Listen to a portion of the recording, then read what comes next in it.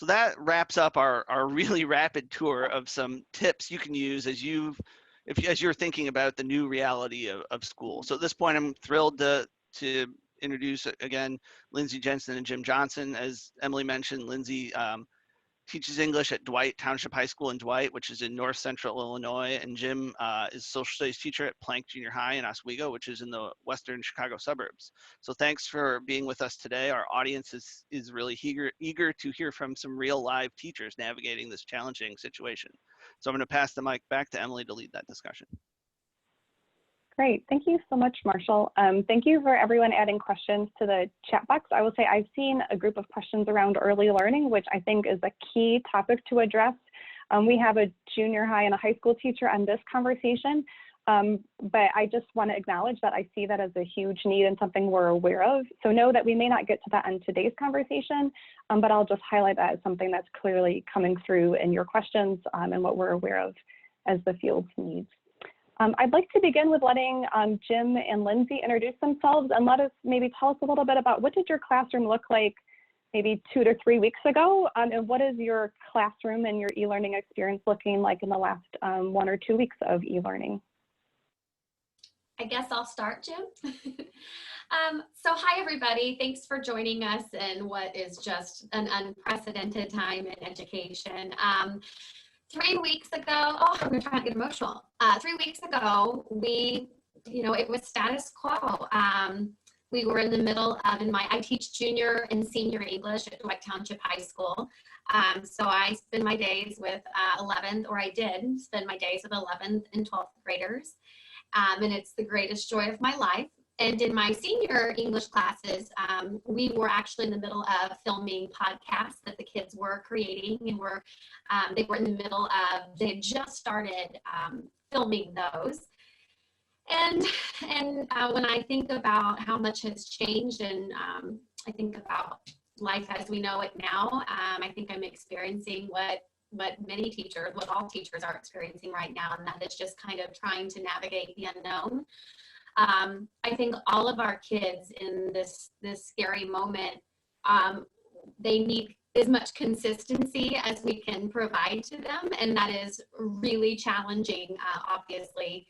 I am a big believer that in my classroom, where we read, we write, we engage in debate, we engage in discourse, and I've had to accept that there just is no way I'm going to be able to replicate what happens physically in my classroom. But I'm trying to capitalize on some of the things that my students are used to using.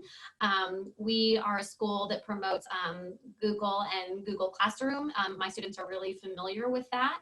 Obviously, from an equity standpoint, there are major challenges, particularly because we are a rural school. So our school has actually been great, our district, we're actually providing Chromebooks to students. We're actually delivering those next week. We're currently on spring break, but we'll be back doing e-learning, I believe, next week. And our district is working with families to provide them with free internet. And I'm very grateful to have a district that is, keeping that equity piece on their radar. But basically, my life is just different as everyone else's is, and anything that we are offering digitally or virtually online, we're really conscientious that if and when we go back to school, that we can't assume that all kids were able to access materials online, and therefore there are already conversations happening about time being built into the school day again if and when we return, so that we can ensure that all kids have access to the materials. So that's where we're at right now. I'll turn it over to Jim. Thanks, Jim. Do you want to tell us a bit more about what life looks like for you now and what it was like before? Jim, I think you're muted. Unmute. There we go. So Oswego 308 is predominantly a typical suburban type school area. My particular school is about 50% of free and reduced lunch. So we have a little bit of a different challenge than most of the people in our district do. We are a Google Chromebook cart pushing from room to room kind of district. The 8th grade social studies curriculum is a combination of already things that are online and also things that are sort of hands-on learning. Prior to this event, we were in the midst of studying Lewis and Clark and kind of trying to make out some differences between sources and just going through the different standards that are provided by the state of Illinois. One of the things that we struggle with is just trying to make sure that we have that accessibility for students. Once this event took place, it became sort of a rush to find how can we communicate with our students and basically what is already in place. The Google Classroom is fine, but because we are not a one-to-one district, we don't have kids with Chromebooks at home who can then access everything that we put in Google Classroom as they would do in your classroom when they have a Chromebook card available. I found actually YouTube to be a very accessible way because most of the kids have their phones and that's extremely accessible to them. We've used that sort of to incorporate now a way of communicating with kids by having traditional or standard online office hours where kids can log in, you're on your YouTube live and they can kind of ask you direct questions one-to-one. I feel like that FaceTime with our kids is something that we really need to replicate, and that's something we've been working very hard to try to do. The curriculum is somewhat different. Our district has told us that we're not to be grading any of the material in terms of counting for an actual grade because of the inequity piece of it. They wanted to make sure that we aren't penalizing any kids in the grade book that are, not able to do whatever it is we're asking our students to do online. So that's kind of where we're at the moment. We've had 1 week of classes and then we had a week of spring break. And so we're gearing up currently for our 2nd week of e-learning. Jim and Lindsey, I know we've talked a little bit together about meeting the social and emotional needs of your students, and I know you guys have some fun examples of kind of how you're trying to connect with your students. Could you guys maybe share an example of what you're doing to kind of keep that bond up with your students during what feels like a kind of turbulent time? Sure. Well, my number one priority right now is that my students know how much I miss them and that I'm thinking of them every second of every day. And the academic piece, I wanted to touch on that, and then I'll talk about the social emotional. We were instructed by our district not to provide more than 15 minutes of work per class per day. And like Jim, we are not allowed to, nothing that occurs is allowed to negatively impact student grades. So, there's all of this focus on the academics, and that's so important too. But again, the social emotional piece. Trying to find creative ways to reach out to kids to let them know I'm thinking of them. Lots of emailing going on. I obviously am not friends with my students on social media, but I swore I would never, ever do TikTok. I thought, I don't get it. It's not for me. And my kids absolutely love TikTok. So they were all pretty excited when I joined TikTok this week, and I made them a video just saying how much I miss them. And I posted it to our Google Classroom, and within minutes, I email a class and I'll get a couple that respond back. But for some reason, TikTok, within an hour, over 100 of them had responded and liked and shared and said how much they miss school. And so, I think as we're giving kids a bit of grace, teachers, we need to give teachers a bit of grace as well, but it's going to require all of us stepping outside of our comfort zones. And at this point, I'm just trying to capitalize on, the things, the platforms that my kids love. And I'm really trying to engage with them on those platforms, because right now it's just difficult to communicate. And but I want them to know that I'm thinking of them beyond just academics and curriculum, but that I genuinely miss them and am worried about their well-being while they're not in school. Sure. Jim, do you have any examples of how you're connecting with your students? Well, I am on TikTok now, and that's a new thing for everybody. And yeah. Well, one of the things that we really have tried to do with my particular group of kids, I also coach 3 sports, cross country and then basketball. So those kids I have an even closer connection to beyond the regular classroom students. We've actually hosted Zoom meetings, team meetings.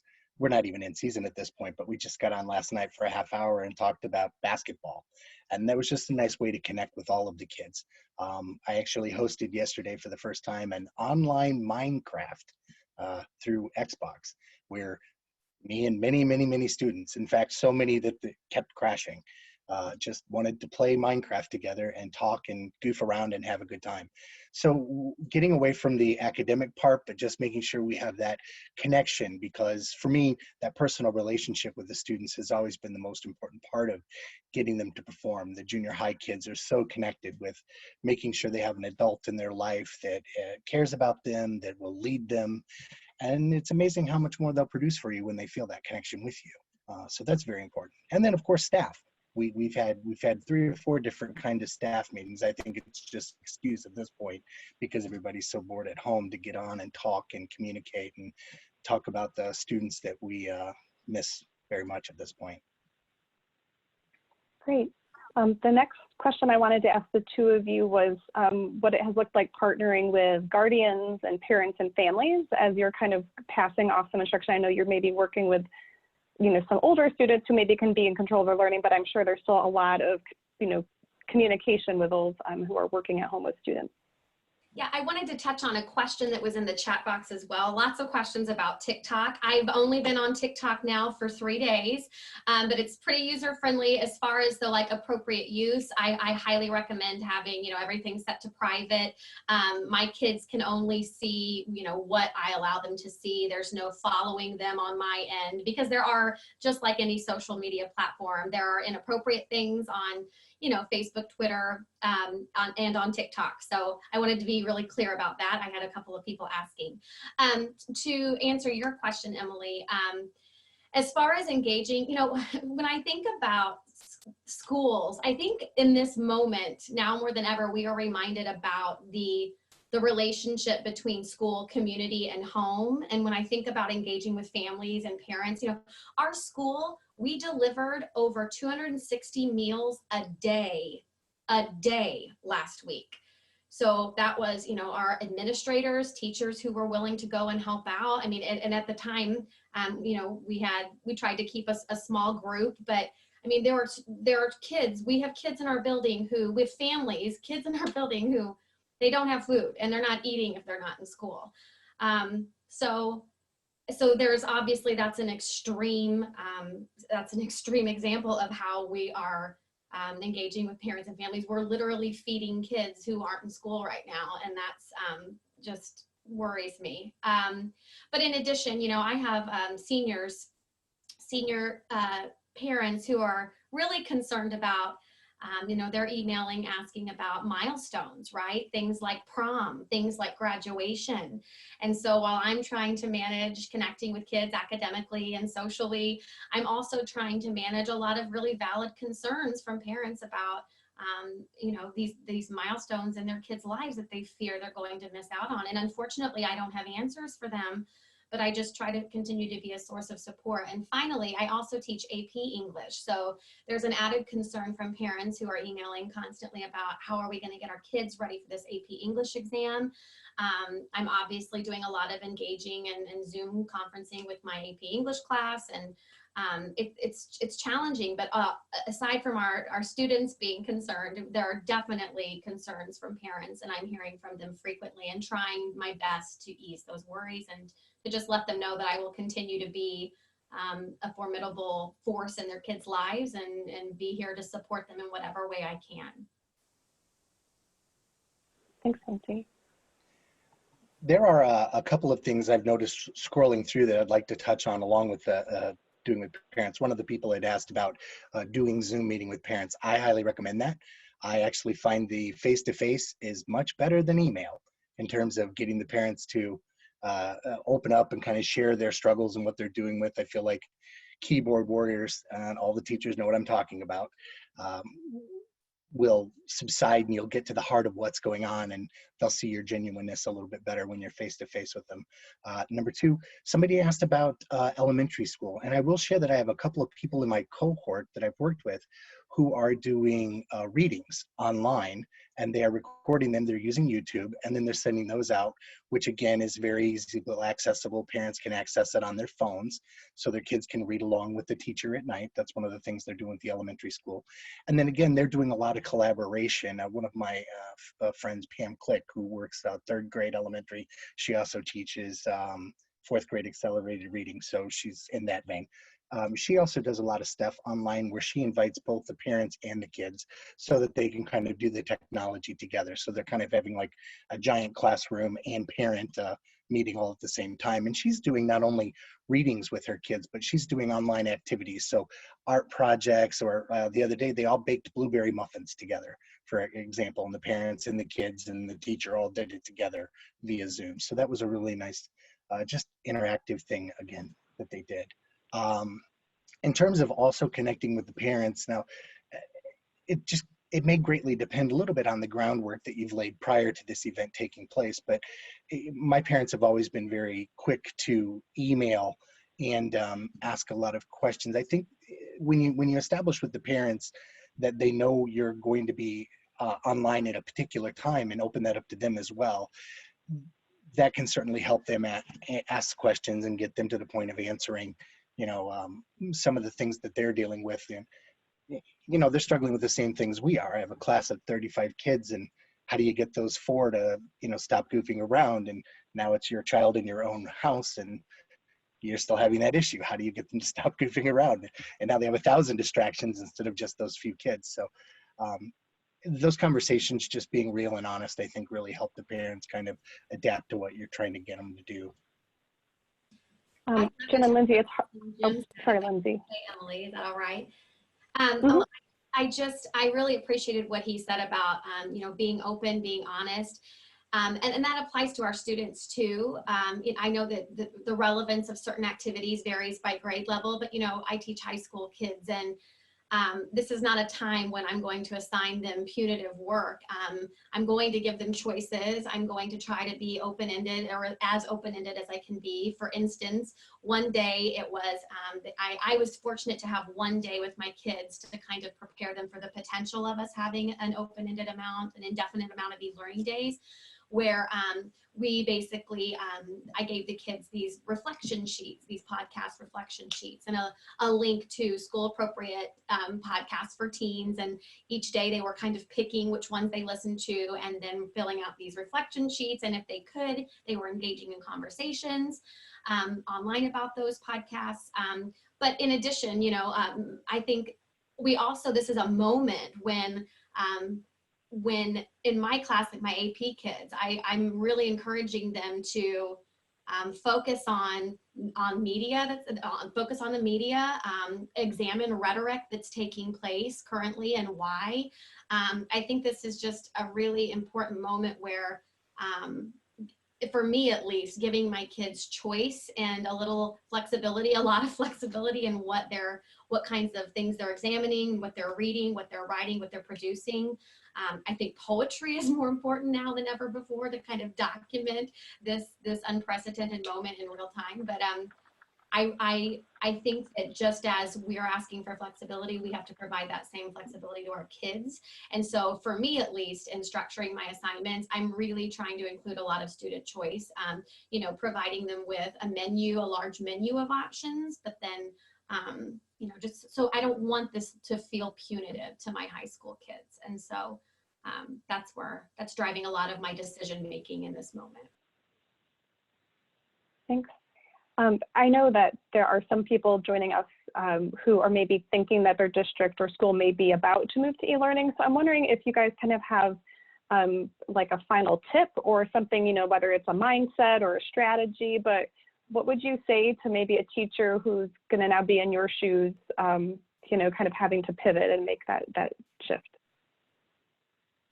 Well, if I can say with Lindsey, as a father of 3 daughters, one who is a senior, I can tell you, I really appreciate the varied approach in those assignments, because when it's always watch a video and answer the questions, boy, do they get bored really quickly. So it's always nice to have that choice. I noticed that somebody had asked a question about how do you motivate kids 6 through 12 to do the work when it's not accountable? And that's always a problem, even when we don't have e-learning. One of the things that I've done is I've tried to put a carrot in place. So for instance, my Zoom meeting last week, we were doing financial responsibility and financial learning. In order to participate in the Zoom meeting where we talked about stock prices, you had to do the pre-work on learning what the difference between credit and interest was in order to participate in the Zoom meeting. And because the kids want to participate in the Zoom meeting, that is helping drive up the numbers of kids who are completing the work. Same thing with the Minecraft. In order to participate in the Minecraft, there was a series of things that they had to do, worksheets actually, that were related to resources within any colony. And so we're just kind of trying to link things together in very creative ways to get kids to buy into the idea that this is all good for them as well. And again, if you have that relationship with the students before the e-learning begins, then it's certainly going to be easy to translate it post e-learning into e-learning.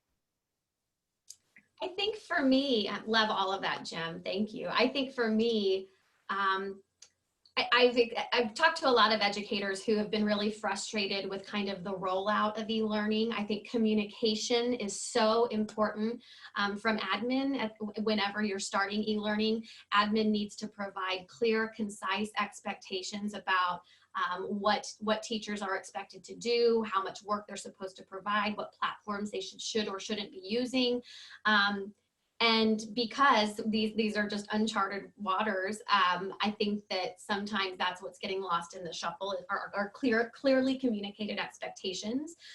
But in response to that, I think my tip or my piece of advice is just to, in education, we make assumptions, right? We make assumptions sometimes about students, their families, policymakers, admin, other educators, et cetera. And this is a time when we really need to avoid making assumptions. I've been in contact, fortunately, with my admin daily, but they're waiting for instructions from the State Board of Ed, who's waiting for instructions from our governor. And I think this is a moment when we all need to be reminded just to give everyone a little bit of grace as we get through this. But ultimately, we are each other's greatest resource. And so in those moments of desperation, when I just feel like the world is on fire, I've been trying to gravitate towards my colleagues, right? And we've been having as well nightly Zoom meetings where we check in. There's no pressure, but we know that it's a set time where we have this Zoom meeting. If you want to jump on, and then we're trying to gravitate and toward and support one another. Great. It's hard. I feel like this half hour has gone very fast. Calling it a quick chat, it was exactly that. But I would like to really thank Lindsey and Jim for giving us their time during what we know is a period where they're juggling a lot, both with their students and maybe any kids at home. So thank you guys for being engaged, inspiring educators. I think we've learned a lot about what you're doing with your kids and really appreciate what you're doing. Before we wrap up, for everybody on the call, I'd just like to do one last plug for that webinar that we put in the chat box. We're going to have a longer hour-long, let's go back. There are a few additional resources that the Department of Ed and the REL network has. Like we've been saying in the chat box, we will get this out to you with live links. And I know some of these resources have also been shared in the chat box. So know that this is coming to you up on our REL Midwest website within the next week or so. And then next we have a webinar on April 8th that's going to go into more depth around social emotional learning in this virtual space, looking at different platforms, and that's going to be with a panel of experts. So if you are hungry for content, we're gathering up all of your questions and hopefully going to feed it into that and some of the other work that the work group is doing. So I'd encourage you to follow REL Midwest and the Region 9 Comprehensive Center to stay up to date on the activities that we're doing. Follow us on Twitter. You can sign up for our newsletters, but we really thank you guys for joining us today and engaging in this conversation. Thank you, everybody. Thanks, everybody. Thank you.